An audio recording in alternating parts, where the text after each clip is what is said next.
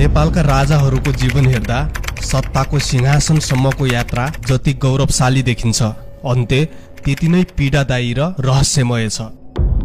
इतिहास हेर्ने हो भने कतै हत्या, कतै अल्पायु त कतै बन्धनभित्रको जीवन नेपालका शाहवंशीय राजाहरूले जिरहेका थिए। आजको यस भिडियोमा हामी एक एक गर्दै नेपालका शाहवंशका 12 जना राजाहरूको जीवन, शासनकाल र मृत्युको बारेमा चर्चा गर्दैछौँ। पृथ्वीनारायण शाह। पृथ्वीनारायण शाह आधुनिक नेपालका पहिलो राजा र गोर्खा राज्यका अन्तिम राजा थिए। नेपाल एकीकरणको अभियानले उनलाई इतिहासमा आधुनिक नेपाल निर्माताको उपाधि दिलायो। विक्रम सम्वत 1779 पुस 27 गते गोर्खामा जन्मिएका पृथ्वीनारायण शाह विक्रम सम्वत 1779 चैत्र 25 मा गोर्खा राज्यका राजा बनेका थिए। 20 वर्षको उमेरमा उनले गद्दी सम्हालेका थिए। उनी राजा बने लगतै नेपाल एकीकरणको यात्रा सुरु भयो। विक्रम सम्वत 1825 मा कान्तिपुर विजय गरेपछि नेपालका राजाको उपाधि प्राप्त गरे। 32 वर्ष शासन गरेपछि विक्रम सम्वत 1831 माघ 1 गते उनको मृत्यु भयो। उनी जम्मा 52 वर्ष मात्र बाँचे, तर उनको मृत्यु आज पनि रहस्यमय मानिन्छ। कतिपय इतिहासकारहरू भन्छन् बाघको शिकार गर्न गएका बेला घाइते भएर उनको मृत्यु भएको थियो, र अर्को पक्ष भन्छ उकुच र ठेउलाको संक्रमणले गर्दा उनको निधन भएको थियो। प्रताप सिंह शाह। प्रताप सिंह शाह नेपालको दोस्रो शाहवंशीय राजा हुन्। पिता पृथ्वीनारायण शाहको मृत्युपछि उनी विक्रम सम्वत 1831 मा गद्दीमा बसे। विक्रम सम्वत 1808 वैशाख 5 गते जन्मिएका उनी राजा बनेपछि पनि नेपालको एकीकरणलाई निरन्तर राखिएको थियो। उनको शासनकालमा भुवनेश्वर, कपिलासी, विजयपुर, तनहुँ, सुमेश्वर जस्ता भूभागहरू नेपालमा गाभिए, तर इतिहासले उनलाई लामो समय भने टिक्न दिएन। जम्मा 2 वर्ष 3 महिना मात्र शासन गरेका प्रताप सिंह शाहको विक्रम सम्वत 1834 मङ्सिरमा 26 वर्षको अल्पायुमै मृत्यु भयो। उनको मृत्यु उच्च रक्तस्रावको कारणले भएको भन्ने गरिन्छ। तर जे होस्, उनको अन्त्य पनि एकदमै पीडादायी रह्यो, जहाँ 8वटी महिलाहरू सती गएको कथन पाइन्छ। रणबहादुर शाह। रणबहादुर शाह नेपालको तेस्रो शाहवंशीय राजा हुन्। पिता प्रताप सिंह शाहको मृत्युपछि विक्रम सम्वत 1834 मङ्सिर 4 गते रणबहादुर शाह जम्मा 2.5 वर्षको उमेरमा नै राजा बनेका थिए। बाल राजा भएपछि सत्ता आफ्नी आमा रानी राजेन्द्र लक्ष्मीले सम्हालिन्। उनी तनहुँ, लमजुङ र कास्कीमा विजयको अभियानमा लागिन्। पछि बडा महाराज बहादुर शाहले नायबी सम्हाले र नेपालको सिमाना सतलहज नदीसम्म पुर्याएका थिए। तर जब रणबहादुरले आफै सत्ता सम्हाले, उनी एक विवादास्पद शासक बने। विक्रम सम्वत 1855 फागुन 26 गतेबाट उनले सत्ता त्यागेर जोगी बनेर बाग बजारमा बस्न थाले।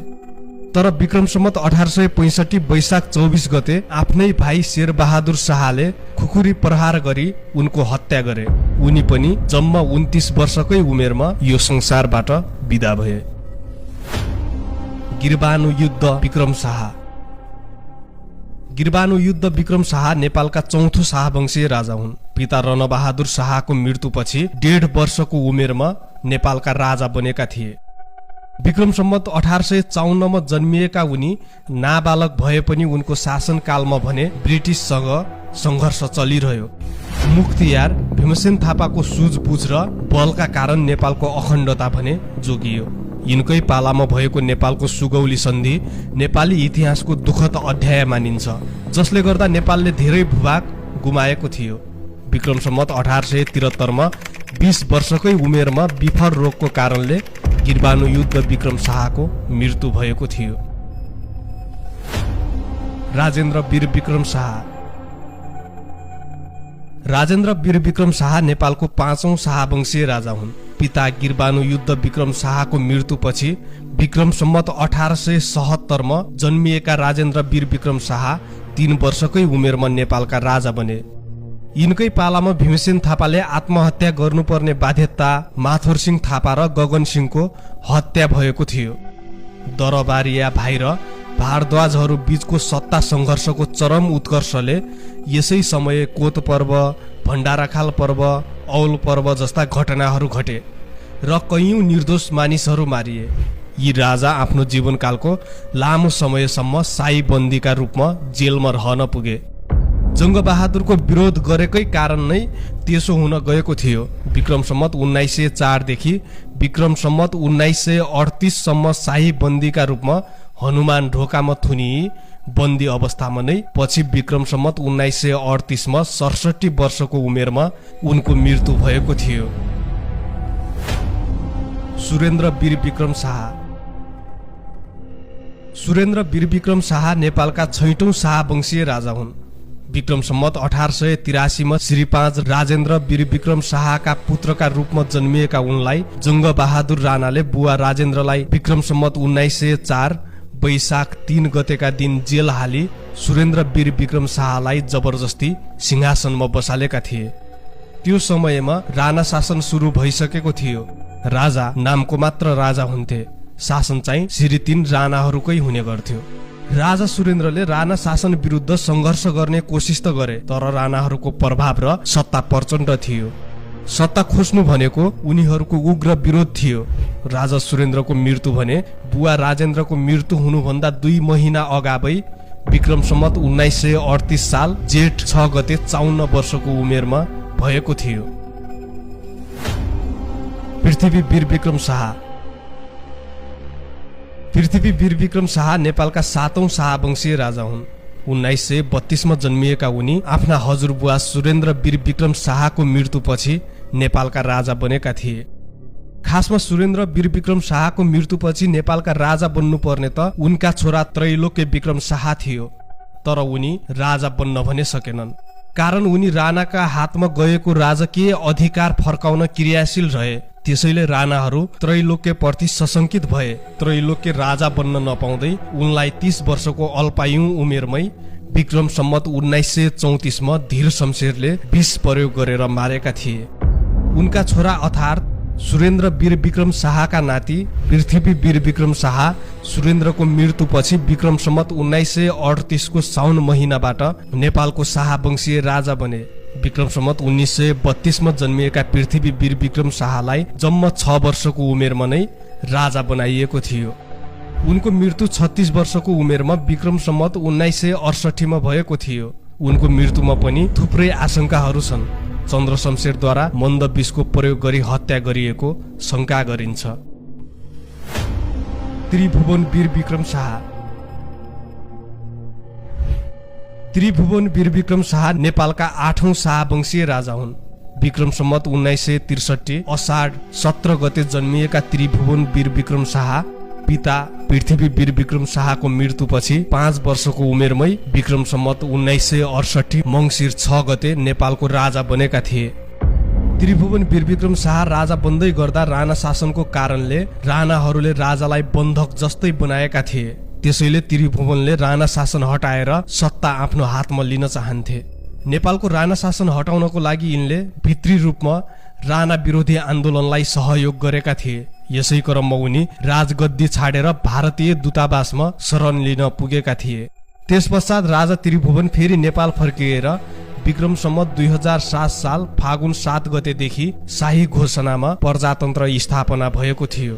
यसरी 104 वर्षीय राणा शासनको अन्त्यसँगै नेपालमा प्रजातन्त्रको नयाँ युग आरम्भ भयो। उनको मृत्यु भने विक्रम सम्वत 2011 सालमा 48 वर्षको उमेरमा हृदयघातका कारण भएको थियो। महेन्द्र वीर विक्रम शाह। महेन्द्र वीर विक्रम शाह नेपालका 9औं शाहवंशीय राजा हुन्।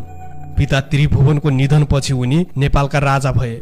यिनको शासनकालमा नेपालले अन्तर्राष्ट्रिय मञ्चमा उच्च स्थान प्राप्त गर्यो। यिनका दूरदर्शी निर्णयहरूले नेपाललाई संयुक्त राष्ट्रको सदस्यता दिलायो र शान्ति क्षेत्रको अवधारणामा भूमिका थप्यो। राजा महेन्द्रका योगदानलाई जनताले उच्च मूल्याङ्कन गरे, तर उनको मृत्यु भने रहस्यमय थियो। 2028 साल माघ 17 गतेको बिहान चितवनको दियालो बंगलामा राजा महेन्द्रको निधन भएको थियो।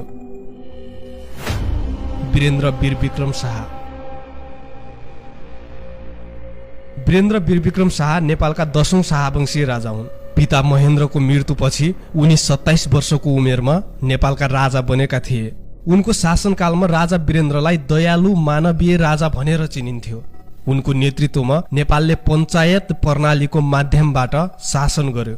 तर उनी राजगद्दीमा रहँदा एक ऐतिहासिक र अत्यन्त दुखद घटनाले इतिहास पल्टायो। दरबार हत्याकाण्ड।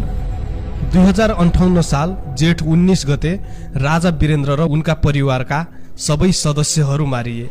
यो घटनाले आजसम्म पनि शङ्का र रहस्यको पर्दा उचाल्दै आएको छ। दिपेन्द्र वीर विक्रम शाह। राजा वीरेन्द्रका जेठा छोरा दिपेन्द्र वीर विक्रम शाह नेपालका 11औं शाहवंशीय राजा हुन्। उनी दरबार हत्याकाण्डमा घाइते भएका थिए। अर्धमृत अवस्थामा राजा घोषणा गरिएका दिपेन्द्र सम्भवतः विश्वका सबैभन्दा छोटो समयका राजा पनि हुन्। राजा घोषणा गरेको 3 दिनपछि उनको मृत्यु भएको थियो। ज्ञानेन्द्र वीर विक्रम शाह। ज्ञानेन्द्र वीर विक्रम शाह नेपालको इतिहासमा 2 पटक राजा हुने पहिलो र एकमात्र राजा हुन्। उनी नेपालका अन्तिम शाहवंशीय राजा पनि हुन्। उनी परिस्थितिले 2 पटक नेपालका राजा भए, तर नियतिले भने 2 पटक दिल्लीको सम्झौताले बाहिरिनु परेको थियो। विक्रमसम्वत 2007 सालमा उनका हजुरबुवा त्रिभुवन र बुवा महेन्द्रले देश छोडेर भारत शरण लिएपछि राणा शासकहरूले उनलाई राजा बनाएका थिए। पछि राजा वीरेन्द्रको वंश विनाशपछि उनी पुनः नेपालका राजा भएका थिए।